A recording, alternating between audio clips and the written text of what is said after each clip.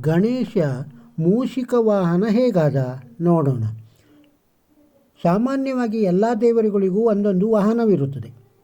ವಿಷ್ಣುವಿಗೆ ಗರುಡ, ಲಕ್ಷ್ಮಿಗೆ ಗೂಬೆ, ಶಿವನಿಗೆ ನಂದಿ, ಪಾರ್ವತಿಗೆ ಸಿಂಹ, ಬ್ರಹ್ಮನಿಗೆ ಹಂಸ, ಸರಸ್ವತಿಗೆ ಬಿಳಿ ಹಂಸ, ಲಕ್ಷ್ಮಿಗೆ ಗೂಬೆ, ಸುಬ್ರಹ್ಮಣ್ಯನಿಗೆ ನವಿಲು, ಇಂದ್ರನಿಗೆ ಐರಾವತ, ಸೂರ್ಯನಿಗೆ ಸಪ್ತಾಶ್ವಗಳ ರಥ, ಕುಬೇರನಿಗೆ ಪುಷ್ಪಕ ವಿಮಾನ, ಶನಿಗೆ ಕಾಗೆ, ಯಮನಿಗೆ ಎಮ್ಮೆ, ಹೀಗೆ ಇನ್ನೂ ಹಲವಾರು. ದೇವಾನುದೇವತೆಗಳು ಪ್ರಾಣಿ ಪಕ್ಷಿಗಳನ್ನು ವಾಹನ ಮಾಡಿಕೊಂಡಿದ್ದಾರೆ. ದೇವರುಗಳು ಪಶು ಪಕ್ಷಿಗಳನ್ನೇ ಅವರ ವಾಹನ ಮಾಡಿಕೊಳ್ಳಲು ಕಾರಣಗಳು ಇದೆ. ಪ್ರಥಮ ಪೂಜಕ ಡೊಳ್ಳು ಹೊಟ್ಟೆಯ ಗಣೇಶನ ವಾಹನ ಸಣ್ಣ ಪ್ರಾಣಿ ಮೂಷಿಕ ವಾಹನವಾದ ಕತೆ. ಒಮ್ಮೆ ದೇವಲೋಕದಲ್ಲಿ ಇಂದ್ರನ ಸಭೆ ನಡೆಯುತ್ತಿತ್ತು. ಸಭೆಯಲ್ಲಿ ದೇವತೆಗಳು ಋಷಿಮುನಿಗಳು ಸೇರಿದ್ದರು. ಅಲ್ಲಿ ವಾಮದೇವ ಎಂಬ ಮಹರ್ಷಿಗಳು ಉಪಸ್ಥಿತರಿದ್ದರು.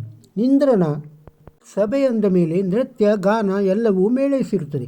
ಅರ್ಧ ರಾಕ್ಷಸ ಗುಣ ಅರ್ಧ ದೇವಗುಣ ಇರುವ ಕ್ರೌಂಚ ಎಂಬ ಗಂಧರ್ವನು ಆ ಸಭೆಗೆ ಆಗಮಿಸುತ್ತಾನೆ.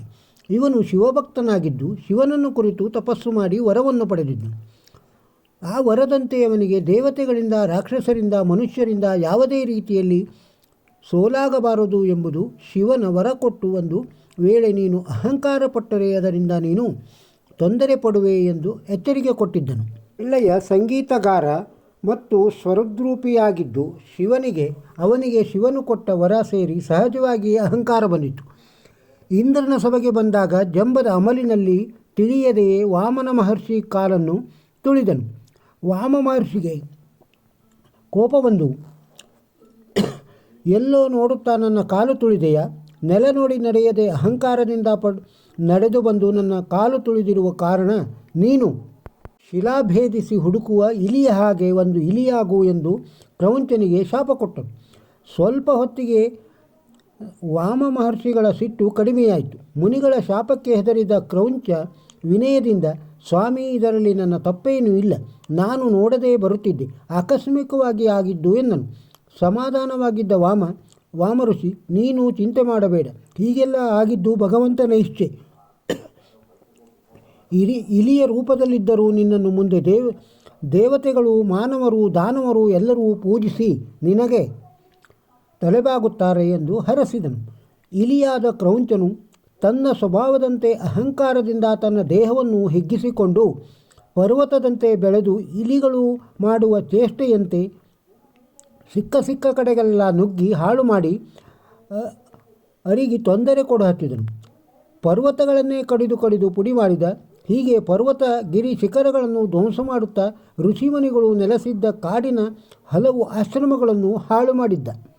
ಹಾಗೆ ಪರಾಶರರ ಮಹರ್ಷಿಗಳ ಕುಟೀರಕ್ಕೂ ನುಗ್ಗಿ ಹಾಳು ಮಾಡಿದ. ಇದನ್ನು ನೋಡಿದ ಪರಾಶರ ಮಹರ್ಷಿಗಳು ದುಷ್ಟ ಮೂಷಿಕನಿಗೆ ಬುದ್ಧಿ ಕಲಿಸಬೇಕೆಂದು ಪರಮೇಶ್ವರನ ಬಳಿ ಬಂದು ಹೇಳಿದರು. ಎಲ್ಲವನ್ನೂ ಅರಿತ ಪರಮೇಶ್ವರನು ಮೂಷಿಕನ ಅಹಂಕಾರ ಮುರಿಯುವಂತೆ ಗಣೇಶನಿಗೆ ಹೇಳಿದನು.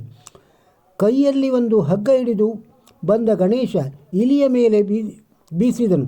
ಆ ಹಗ್ಗ ಬಹಳ ಉದ್ದವಿದ್ದರಿಂದ ಇಲಿ ಪಾತಾಳಕ್ಕೆ ನೆಗೆಯಿತು. ಆದರೆ ಗಣೇಶ ಹಗ್ಗವನ್ನು ರಭಸದಿಂದ ಒಂದೇ ಸಲಕ್ಕೆ ಎಳೆದಾಗ ಇಲಿ ಜೊತೆಯಲ್ಲೇ ಬಂದು ಗಣೇಶನ ಪಾದಬುಡದಲ್ಲಿ ಬಿದ್ದಿತು.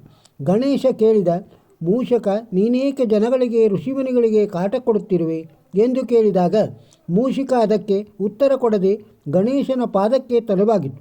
ಶರಣು ಬಂದ ನಿನಗೆ ನಾನು ರಕ್ಷಣೆ ಕೊಡುವೆ ಎಂದ ಗಣೇಶ. ಇಲಿಯ ಮೇಲೆ ಹತ್ತಿ ಕುಳಿತ. ಗಣೇಶ ಕುಳಿತ ಭಾರಕ್ಕೆ ಕ್ರೌಂಚನಿಗೆ ಉಸಿರು ಕಟ್ಟಿದಂತಾಗಿ ಇನ್ನೇನು ಸತ್ತೇ ಹೋಗುವೆ ಎಂಬಂತಾಗಿ ಒದ್ದಾಡಿತು. ಹಿಂಸೆ ತಾಳಲಾರದೆ ಗಣೇಶ, ನಿನ್ನ ಭಾರ ಹೆಚ್ಚಾಗಿದೆ, ನನಗೆ ಆಗುವುದಿಲ್ಲ ಎಂದಿತು.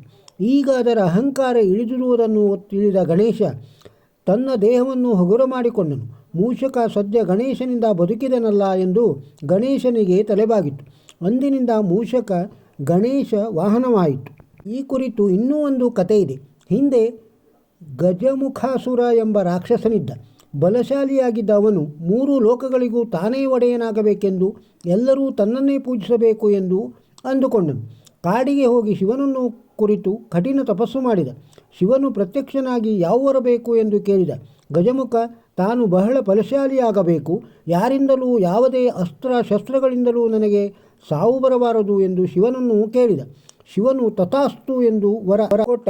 ವರ ಕೊಡುವಾಗ ನೋಡು, ನೀನು ಅಹಂಕಾರದಿಂದ ಮೆರೆದಾಗ ನಿನಗೆ ತೊಂದರೆ ಆಗುತ್ತದೆ ಎಂದು ಎಚ್ಚರಿಕೆ ಕೊಟ್ಟು ಅದೃಶ್ಯನಾದನು. ಮೊದಲೇ ರಾಕ್ಷಸನಾಗಿದ್ದ ಗಜಾಸುರ ಶಿವನ ಬಲದಿಂದ ಹೆಚ್ಚು ಅಹಂಕಾರ ಪಡತೊಡಗಿದ ಮತ್ತು ಎಲ್ಲರಿಗೂ ತೊಂದರೆ ಕೊಡುತ್ತಾನೆ. ದೇವತೆಗಳೆಲ್ಲ ಶಿವನ ಮೊರೆ ಹೋದಾಗ ಶಿವನು ಗಜಮುಖನನ್ನು ಸೋಲಿಸಲು ಹೊರಟನು. ಆಗ ಗಣೇಶ ಮುಂದೆ ಬಂದು ತಂದೆಗೆ ತಾನೇ ಹೋಗುವುದಾಗಿ ಹೇಳಿ ಶಿವನ ಆಶೀರ್ವಾದ ತೆಗೆದುಕೊಂಡು ಹೊರಟನು. ಗಣೇಶ ಬಂದು ಗಜಾಸುರನಿಗೆ ಸಾಕಷ್ಟು ಬುದ್ಧಿ ಹೇಳಿದ, ಆದರೆ ಕೇಳಲಿಲ್ಲ. ಆಗ ಗಣೇಶನು ಅಸುರನ ಮೇಲೆ ಯುದ್ಧ ಮಾಡುತ್ತಾನೆ. ಅಸುರ ಸೋಲುತ್ತಾನೆ. ದೇಹದ ತುಂಬ ಗಾಯಗಳಾಗಿ ಕೆಳಗೆ ಬೀಳುತ್ತಾನೆ. ಆದರೂ ತಲೆಬಾಗುವುದಿಲ್ಲ. ತನ್ನ ಮಾಯಾಶಕ್ತಿಯಿಂದ ಇಲಿಯಾಗಿ ಗಣೇಶನಿಗೆ ತಿಳಿಯದಂತೆ ಕಾಲಿನ ಕೆಳಗೆ ಬಂದು ಕಚ್ಚಲು ಶುರು ಮಾಡಿದ. ಗಣೇಶ ಈ ಮೂಷಿಕನ ಮೇಲೆ ಭಾರವಾಗಿ ಕುಳಿತುಕೊಳ್ಳುತ್ತಾನೆ. ಆ ಭಾರಕ್ಕೆ ಮೂಷಿಕ ತತ್ತರಿಸುತ್ತದೆ.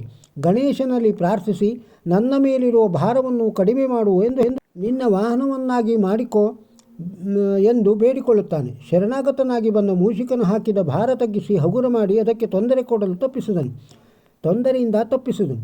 ಅಂದಿನಿಂದ ಅದನ್ನೇ ತನ್ನ ವಾಹನವನ್ನಾಗಿ ಮಾಡಿಕೊಂಡ. ಕ್ರಮೇಣ ಗಣೇಶ ಮತ್ತು ಮೂಷಕ ಗೆಳೆಯರಾದರು. ಗಣೇಶ ಗಾಯತ್ರಿ ಮಂತ್ರ. ಓಂ ತತ್ಪುರುಷಾಯ ವಿದ್ಮಹಿ ವಕ್ರತುಂಡಾಯ ಧೀಮಹಿ ತನ್ನೋ ದಂತಿ ಪ್ರಚೋದಯಾತ್. ಗಣೇಶ ಮೂಷಿಕ ವಾಹನವಾದ ಕಥೆಯನ್ನು ಕೇಳಿದಿರಲ್ಲ.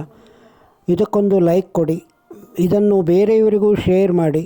ನಮ್ಮ ಚಾನಲ್ಗೆ ಸಬ್ಸ್ಕ್ರೈಬ್ ಆಗದೇ ಇದ್ದರೆ ಸಬ್ಸ್ಕ್ರೈಬ್ ಆಗಿ. ಮತ್ತೊಂದು ವಿಡಿಯೋದೊಂದಿಗೆ ಸಿಗೋಣ. ನಮಸ್ಕಾರ.